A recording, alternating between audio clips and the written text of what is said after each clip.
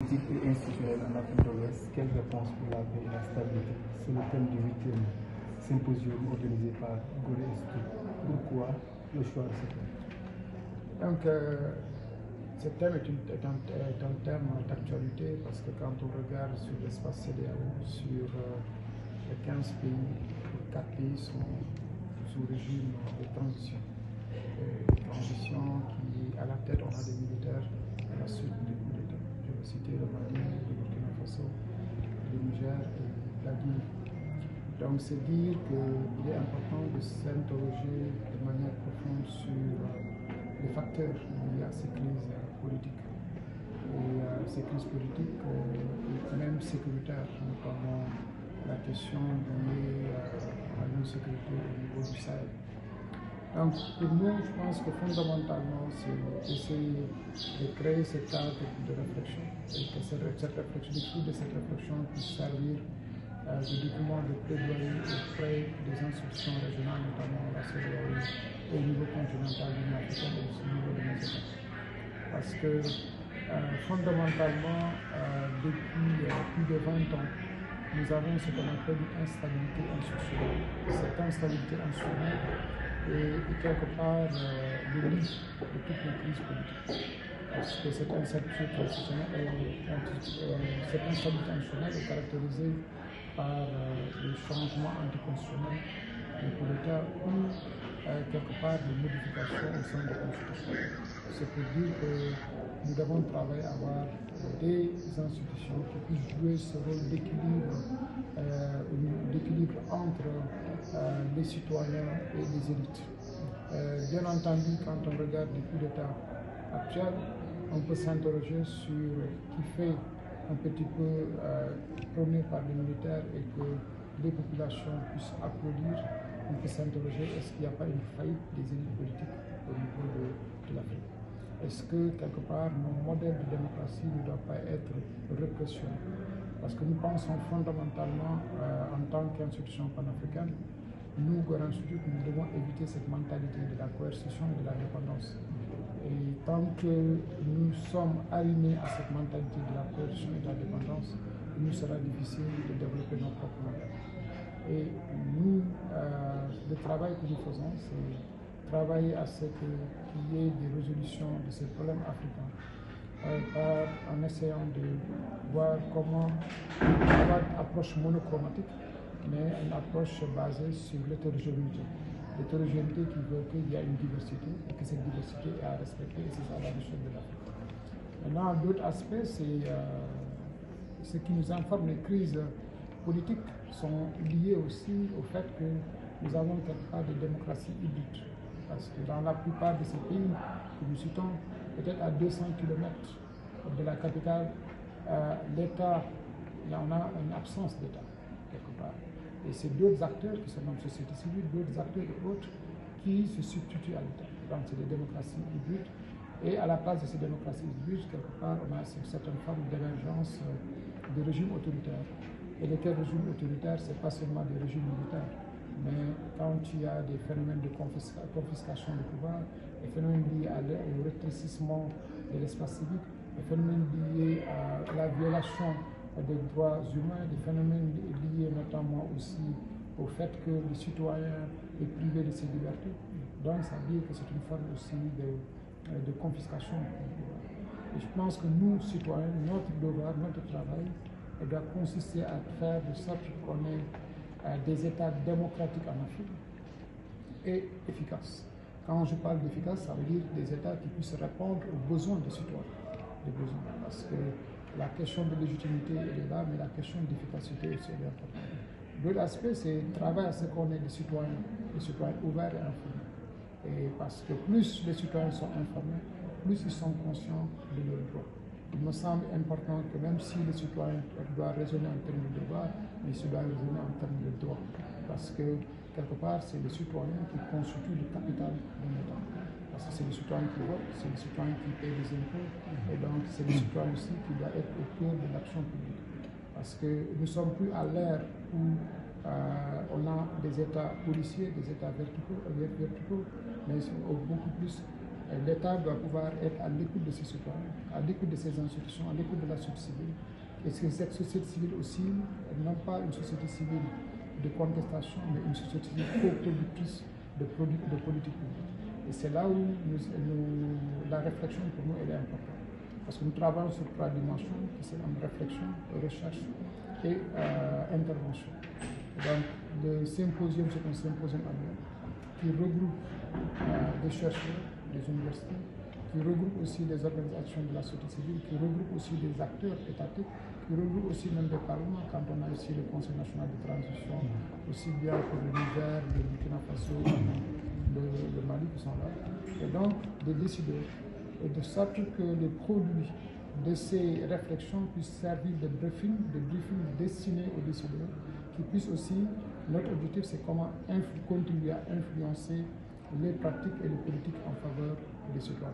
Effectivement, sur ça, vous n'êtes pas à votre premier symposium, vous n'êtes au 8e symposium, vous faites des recommandations, des conclusions.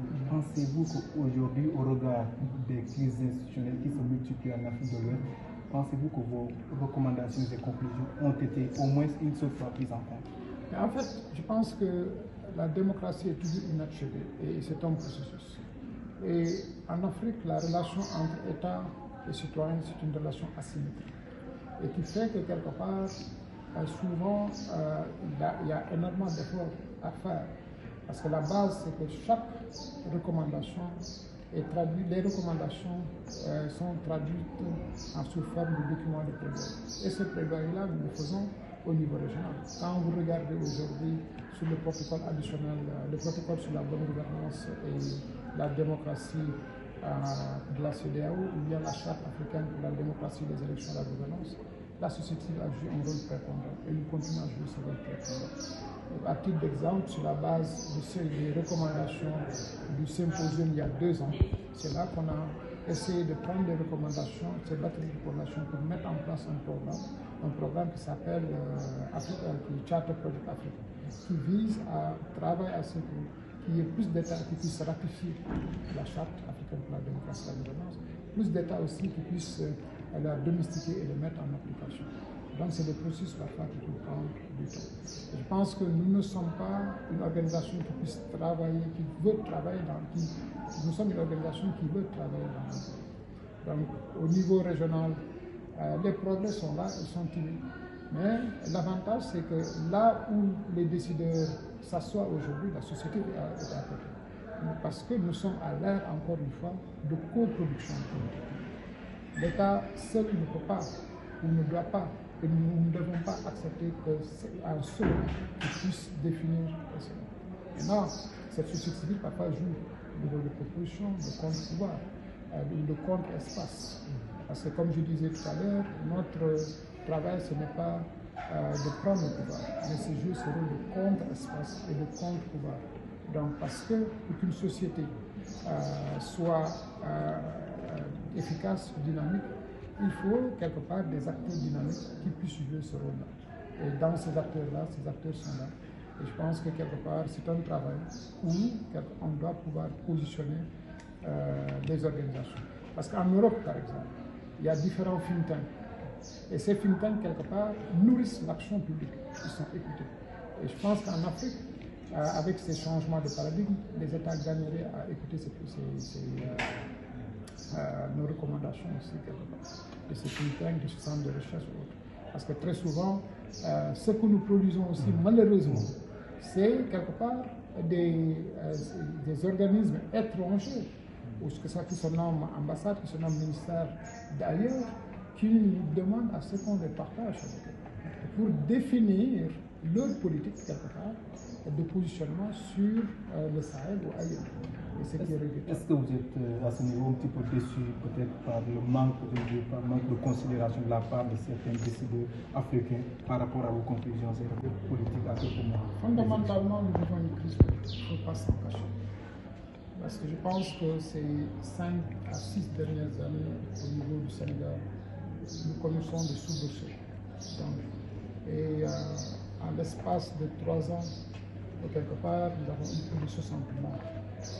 Je pense que c'est là qu'il faut se questionner. Le paradoxe, on vit un paradoxe actuellement. Et quand vous avez des coups d'État militaires dans des pays comme le Burkina Faso, le Niger, le Mali, est-ce qu'il y a des morts? Quand nous avons des marches dans ce pays au niveau du Sénégal, nous avons on comptabilise plus de 60 morts.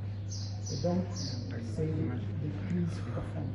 Et je pense que quelque part, le fondement qui doit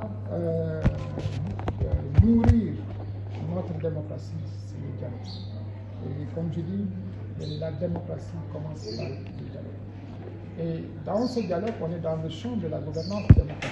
Et dans ce champ de la gouvernance démocratique, on a plusieurs acteurs d'intérêts variés, d'horizons divers, qui concourent. Et donc, tous ces acteurs concourent à ce qu'on appelle une action politique.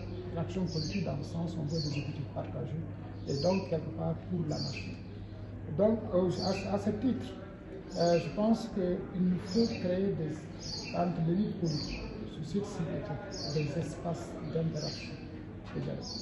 Parce que si une partie de la population ailleurs sent qu'il y a une certaine forme de violation de leurs droits, demain, ces violations de droits seront les causes de conflits de demain. Et je pense que c'est important. Et donc, l'appel que nous faisons, c'est l'appel au dialogue. Parce que un des points sur lesquels nous reconnaissons le Sénégal au niveau international a été toujours le dialogue. Et ce n'est pas pour rien qu'ici, à Gorée, nous avions à l'époque l'université de Mouton, qui était un centre de dialogue des civilisations. Et c'est cette terre-là.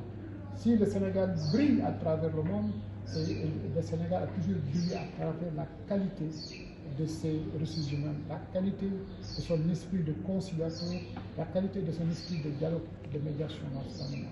Et donc, ça doit commencer par nous. Et donc, que ce soit l'État du Sénégal, que ce soit l'opposition ailleurs, il y a une forte obligation de s'asseoir sur la table pour un dialogue, pour apaiser. Et nous ne sommes plus à l'espace de tension, parce que nous sommes à l'espace, disons au stade du moins de crise, parce que il y a d'abord l'incompréhension, les tensions, mais nous sommes en crise actuellement. Il ne faut pas que cette crise se débouche en conflit. Donc je pense qu'il y a lieu aussi, au niveau des élections qui vont venir prévues le 25 février, je pense, 2025, travailler à ce que les élections soient les plus inclusives possible. Et quand on parle d'inclusion, ça veut dire que les candidats puissent se présenter. Parce que le Sénégal, quelque part, a ratifié le pacte relatif au droit civil international de 1966. Et donc, que l'État puisse respecter aussi ce pacte. L'État puisse respecter aussi les candidats, la dignité de chaque candidat. Parce que ce qu'on sait qu'au niveau du parrainage, par exemple, moi en tant qu'analyste électoral, je suis contre le parrainage. Je pense que quelque part, nous devons travailler à avoir des élections inclusives, des élections libres, transparentes et crédibles. Si quelqu'un n'a pas de questions.